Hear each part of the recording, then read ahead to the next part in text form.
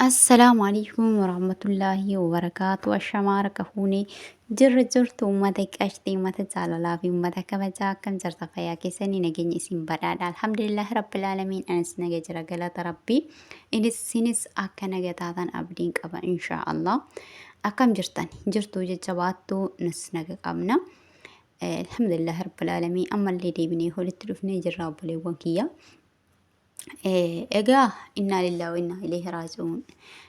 Obboleewwan kiyyaa wallahi waa hedduu nama gaddisiisuu fi waa hedduu nama rifachiisuudha.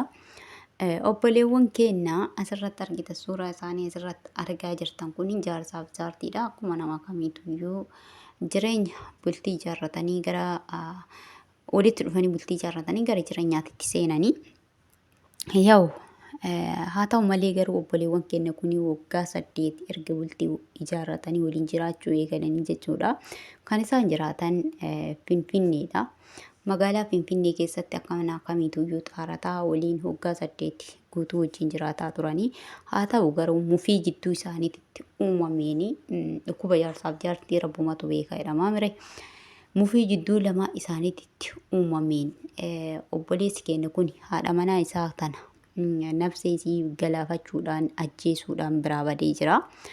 Ayyaamaarree erga ajjeesee badee booda kaa maatiin firoottan hundumtuyyuu rabbiif jedhaadha nuuf barbaadaa jedhanii badee jira. Erga ajjeesee badee haadha manaa isaa jechuudha. Rabbiif jedhaa nuuf barbaadaa sheerii godhaa nuuf barbaadaa jedhaa jiranii. Innaa lillahi wa innaa ilaihi raaji'uun. Kun dhageettii namatti irratti hin tolu. Baazawee Itoophiyaa keessatti kalas yuunifoorm ta'ee jira. Wanni kun babal'atee deemaa jira. Rabbi nu haa sattaru. Rabbiin najaa nu haa baasu maleedha. Obboleewwan kiyyaa hundumtuu qadaraadha. Garuu ammoo nama sodaachisa. Yaa'u namni guyyaa ofii malee waan ta'u ammoo fedhe namni murtii fedhe osoo murteesse tan rabbii keessa yoo hin jirre murtii isaa galman gahuu hin danda'u jechuudha ka ilma namaa jechuudha. Garuu ammoo rabbiin gaafuma isii uumuu kalaqa kana sababa kana irra godhe malee hundumtuttuu kalaqa hundumtuttuu yaani lallaba jechuudha. Lallaba rabbiin waa hundumaayyuu guyyaa dhalannu nutu hin beekne malee akkatti duunu bakkatti duunu hundumaayyuu nurratti katabee jira. Rabbiin du'a namaan balleessini. Rabbiin kaatumaa na haa tolchu inshaallah. Wallaahi nama gaddisiisa. Biyya keenya keessatti baazawee wanti kun jaartiin jaarsa ofii ajjeesuu jaartii ofii ajjeesuu faashin ta'ee deemaa natti fakkaata. Nama sodaachisa. Garuu warroota ganaa bultii ijaarratuudhaaf deema fakkaattota isaanii kan ganaa dugda duuba isaanii dura dhufaa jiraniif gufuu hedduu ta'a jechuudha. Ilmi namaa kana argaa yoom walittuu dhufee walittuu dabalamee onnee qulqulluudhaan garaa qulqulluudhaan walitti gabbu'ee waliin jiraata kan jedhu anaaf akka nama tokkootiitti gaafiidha jechuudha. Tarii namoota hedduufis gaafii ta'uu danda'a. Yaa'u obboleettii teenya tana rabbiin diliisiisu hundumaayyuu isii faadhiisuu deemtee jirti. Obboleessa keenyas rabbiin nama ubbaree as deebi'ee dhiiga kana. Dhiignu badee eessayyuu bahuu hin danda'u. Namni harki isaa dhiigaa garam takkaayyuu badees bahuu hin danda'u. Dhiiga santu isa qaba waan ta'eef badee ogoruuyyuu gahuu hin danda'u jechuudha. Rabbiin isaa qabu. Nafsee namaa galaafatee namni akka amantaattis namni nafsee namaa galaafatee akka amantaa islaamaatittis ni ajjeefama. Yoo waan warri intalaa itti farade ni fudhata jechuudha. Gumaallee yoo jedhan gumaa seera gumaatiin nafsee isaallee nu haa baatu nu haa ajjeefamuuf soo jedhan akka amantaatti ni ajjeefama jechuudha. Namni nafsee nama baase ni baafama jechuudha. Jaarsaaf jaartii soo ta'e yoo isiillee tarii badii qabaatte badii san maatiidha yookaan jaarsaaf biyyaatiif ibsee ifa godhee ofirraa hiikee gadhiisuudha malee amantaan nafsee baasii ajjeesi jedhu amantaa keenya keessa amantaa islaamaa keessatti hin jiru kan biraa keessatti illee waan jiru natti fakkaatu. Kanaaf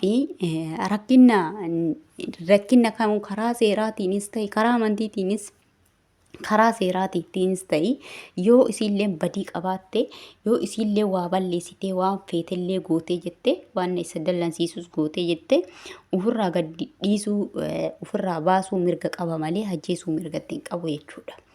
Ajjeesuu mirga ittiin qabu karaa amantaatiinis karaa seeraatiinis nafsi namaa baasuun ni daangeffama. Inshaallah rabbiin isaa haa qabu. Dhugaa dubbachuun baay'ee nama dhibaa baay'ee nama gaddisiisa. Kun ammoo sheexaana. Namni yeroo aaree jedhee dafee miira ofii yoo hin to'anne ta'e dafee ammootuyyuu tooybatee ofirraa ani maal karam deema jira jedhee yoo dhaabbatee dafee nafsiyaa ofii to'achuu hin dandeenye mataa sheexaanaarra gaafa taa'e gulufee gaafa waan sheexaani waan irraa barbaaddu san ittiin lingootee jette deebi'ee quba of nyaata jechuudha. Quba of nyaachuun miidhaa qubataa malee faayidaan takka illee hin jiru. Obboleewwan keenya nuti dhugaadha waa hedduu ni haaraan ilmi namaati waa hedduu keessattuu yeroo kanatti jechuudha.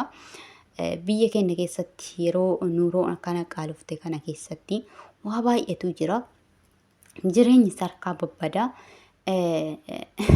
waa hedduu jira jechuudha biyya san keessatti haa ta'u malee garuu hamma dandeenyeen amantaa keenya waa itti amanu jabeeffannee astagfaaraa jabeeffannee yeroo aarres akka garaan nu godhi mara ta'uu osoo hin taane nafsiyaatiin to'achuudhaaf tattaafachuu qabna. Akka sheexaanii nu arganne ilma namaatiin hin aarra namni hin aarra hin jiru. Manni hundaatuu gubataadha. Ganama cileen argan jetti Oromoon yeroo mammaattu. Ka kolfee taphatu kana hundumaayyuu dudduuba isaa osoo kan laalan ta'e isii maayyuu kun kama isiitiyyuu hanga jedhanii takka nama geessa jechuudha. Namoota hedduu amma miidiyaa kanarraa yoo inni as bahee kolfee taphatee bashaasha ta'ee sagalee isaa badaa hin dhageenye hay rakkinaan waliin argine kunis rakkinaan waliin argine jechuu dandeenya jechuudha. Laa dubbii achiin jirtu. Dhuffatee irra aanuudhaaf tattaafata ilmi namaa rakkoo akka dhagaadhaa yoo ol fuudhamuu hin dandeenye baatee deema. Baatee seeqataa wanni deemuuf rakkoo sun isarra ooluu osoo hin taane inni rakkoo sanirra ooluudhaaf tattaafata jechuudha. Kanaaf obboleewwan kiyyaa yeroo aartan kamiyyuu biliis nafsiyaa teessa hamma dandeessanii to'achuu karaa hin taanetti deemu sheexaani yeroo namni tokko yoo areechi keessa nama argatti sila ta'ee fi uf qusachuudhaa fi uf to'achuu nafsiyaa kenna qabu yaalii haa goonu. Inshaallah rabbiin nu haa tiksu. Obboleettii teenya tanas rabbiin dilii isii dhiisee isiif haa araaramu.